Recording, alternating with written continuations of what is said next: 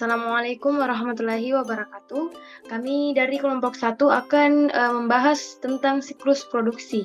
Nah, saya Akila Nur Fajri dengan nomor stambu 023 2017 0275 akan membahas tentang pengertian siklus produksi dan diagram konteks siklus produksi.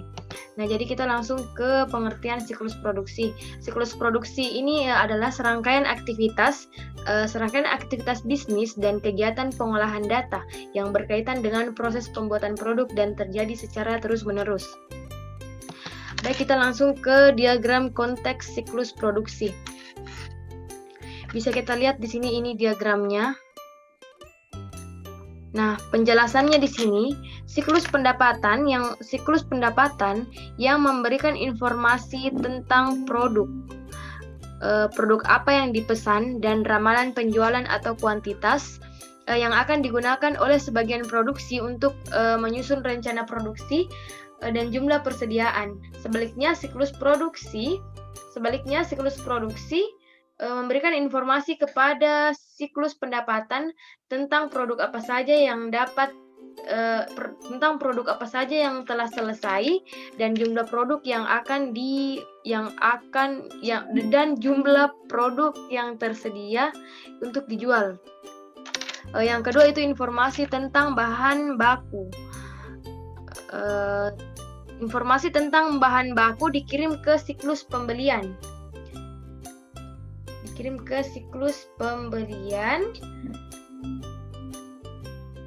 Dalam bentuk surat permintaan pembelian. Sebaliknya siklus pembelian juga memberikan informasi tentang bahan baku yang dibeli dan pengeluaran lain yang termasuk dalam overhead pabrik. Yang ketiga itu informasi tentang kebutuhan tenaga kerja. Informasi tentang kebutuhan tenaga kerja yang dikirimkan ke sistem manajemen sumber daya manusia atau penggajian yang nantinya akan memberikan data tentang tersedianya tenaga kerja dan biayanya. Informasi tentang harga pokok produksi dikirim ke siklus buku besar dan pelaporan. Baik, arus informasi yang masuk ke siklus produksi dari siklus lain yaitu yang pertama itu siklus pendapatan, menyediakan informasi mengenai order customer dan perkiraan penjualan untuk digunakan dalam perencanaan produksi dan persediaan. Yang kedua itu siklus pengeluaran. Dalam siklus pengeluaran menyediakan informasi untuk memperoleh bahan mentah dan mengontrol pengeluaran lain yang termasuk overhead pabrik. Yang ketiga itu siklus penggajian, menyediakan informasi tentang biaya karyawan dan ketersediaannya. Dan arus informasi yang datang dari siklus pengeluaran adalah yang pertama itu siklus pengeluaran menerima informasi tentang kebutuhan akan bahan mentah. Yang kedua itu siklus pendapatan. Siklus pendapatan menerima dari siklus produksi tentang barang jadi yang tersedia untuk dijual. Terus yang ketiga itu siklus penggajian menerima informasi tentang tersedianya tenaga kerja.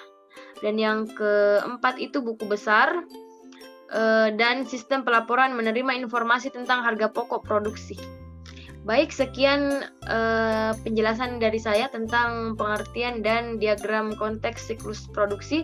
Selanjutnya slide keempat dan seterusnya akan dijelaskan oleh teman kelompok saya. Terima kasih.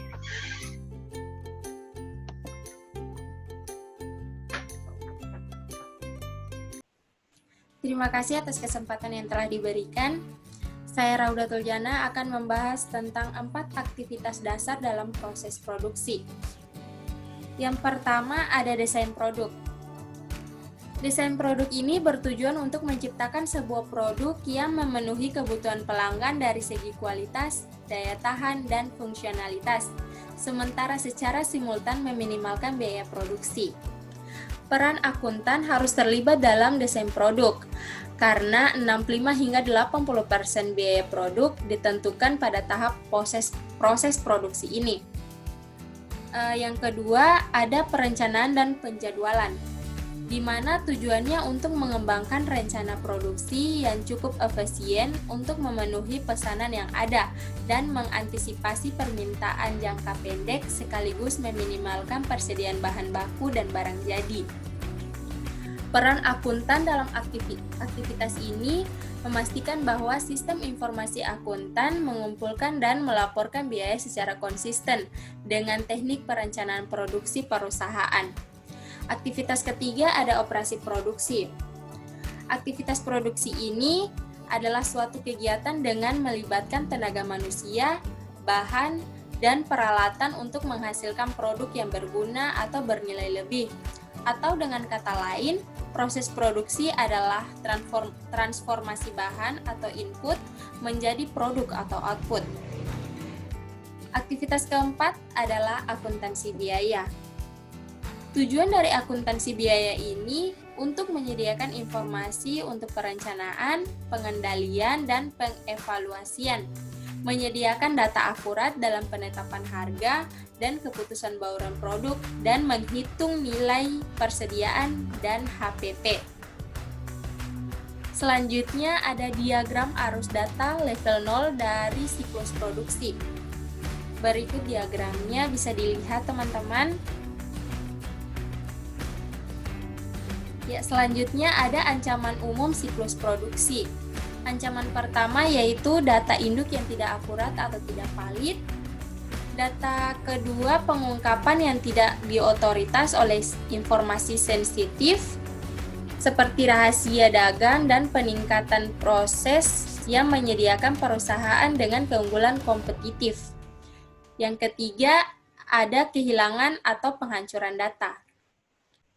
Demikian dari saya, slide selanjutnya saya serahkan kepada teman saya. Assalamualaikum warahmatullahi wabarakatuh. Perkenalkan, nama saya Bella Sinti Dewi, stambuk 023-2019-0036.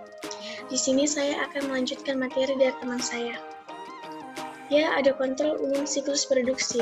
Yang pertama, ada kontrol integritas pemrosesan data, di mana sistem yang dapat diandalkan di sini adalah sistem yang dapat memberikan informasi yang akurat, lengkap, serta valid. Kemudian ada pembatasan akses terhadap data master. Ya, merupakan perlindungan terhadap data digital secara privat untuk membatasi akses, jaga akses yang tidak diinginkan ya. Kemudian ada tinjauan pada semua perubahan terhadap data master. Lalu ada kontrol akses.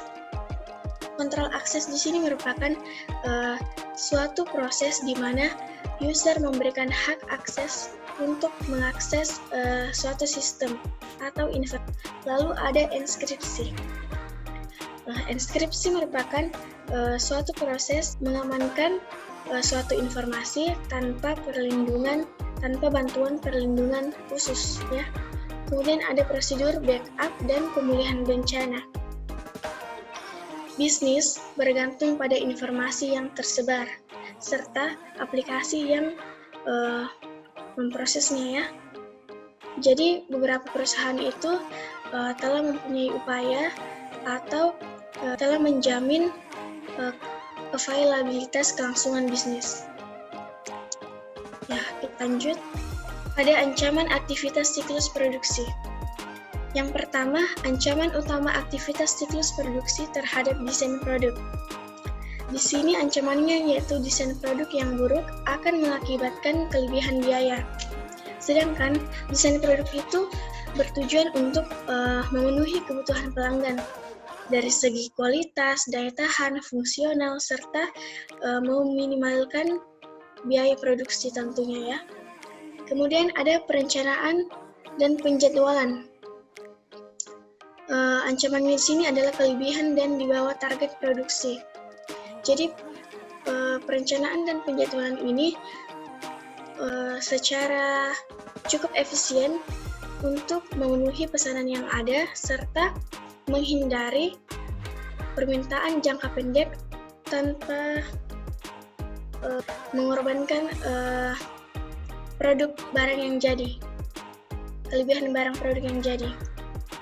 Kemudian ancaman aktivitas siklus produksi terhadap operasi produksi, antara lain pencurian persediaan, pencurian aktiva tetap, kinerja yang buruk, investasi suboptimal dalam aktiva tetap, kemudian kehilangan persediaan atau aktiva tetap yang dikarenakan kebakaran atau bencana lainnya, kemudian ada gangguan operasi. Operasi seperti mesin yang dikendalikan oleh komputer, biasanya itu disebut Computer Integrated Manufacturing atau SIM. Kemudian yang terakhir ada ancaman aktivitas siklus produksi terhadap akuntansi biaya. Ancamannya itu diantara lain ada data biaya yang tidak akurat. Data biaya yang tidak akurat ini biasanya dikarenakan oleh kelalaian atas pencatatan ya. Biasanya itu salah catat atau bisa jadi data yang hilang. Jadi itu bisa mempengaruhi data biaya sehingga tidak akurat. Kemudian ada alokasi yang tidak tepat dan biaya overhead. Laporan yang menyesatkan bisa juga dikarenakan karena kinerja yang kurang baik. Baik, selanjutnya akan dibacakan oleh teman saya.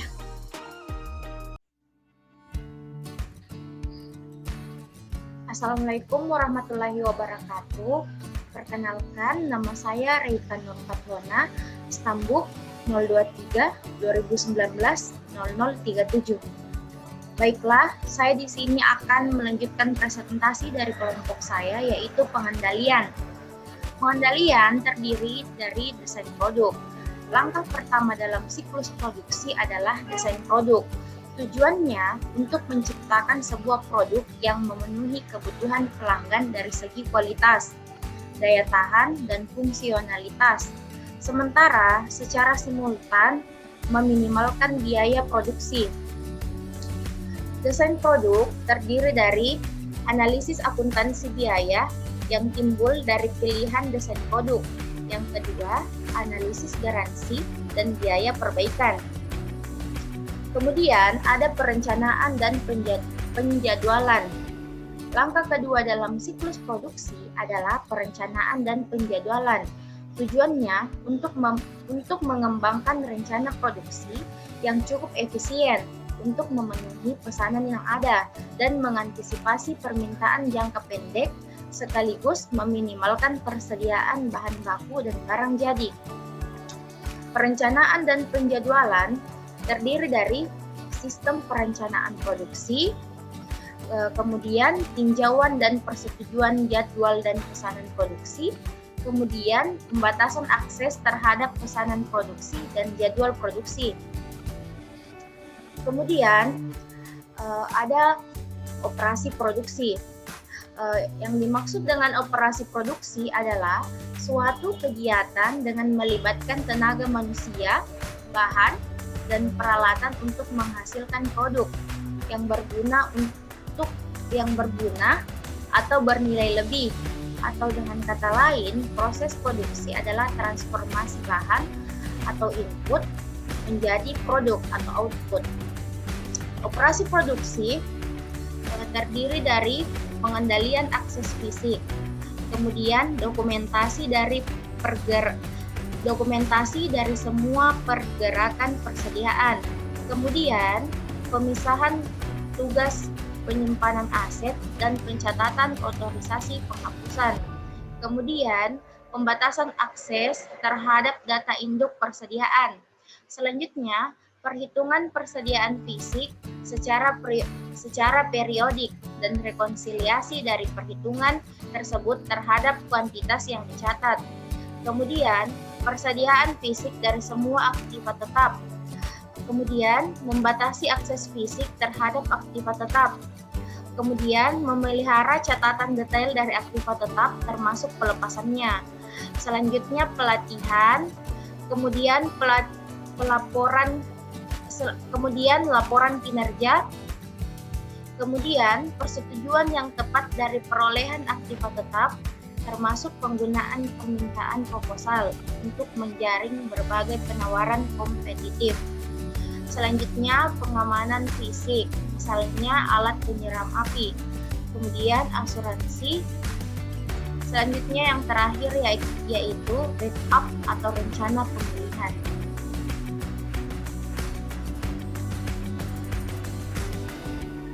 Perkenalkan, nama saya Emun Ramani Ahmad dengan nomor stambuk 023 2019 0038. Di sini saya akan melanjutkan pembahasan untuk pengendalian akuntansi biaya.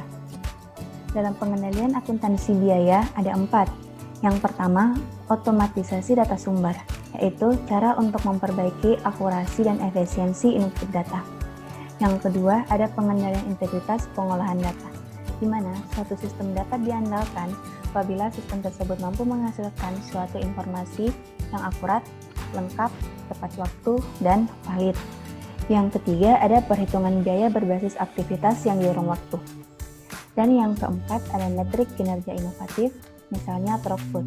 Throughput di sini adalah suatu ukuran untuk mengukur efisiensi atau produktivitas suatu produksi. Dan yang terakhir adalah menetapkan biaya produksi. Dalam menetapkan biaya produksi ada 3 metode yang dipakai. Yang pertama, job order costing atau biaya berdasarkan pesanan. Menetapkan biaya batch ke produksi tertentu atau pekerjaan. Job order costing atau biaya berdasarkan pesanan di sini adalah suatu akumulasi biaya yang didasarkan pada pesanan pelanggan, batch, dan lot, sehingga fokus penelusurannya ada pada pelanggan, batch, dan lot. Untuk job order costing sendiri sifatnya bersifat khusus karena berdasarkan pesanan pelanggan.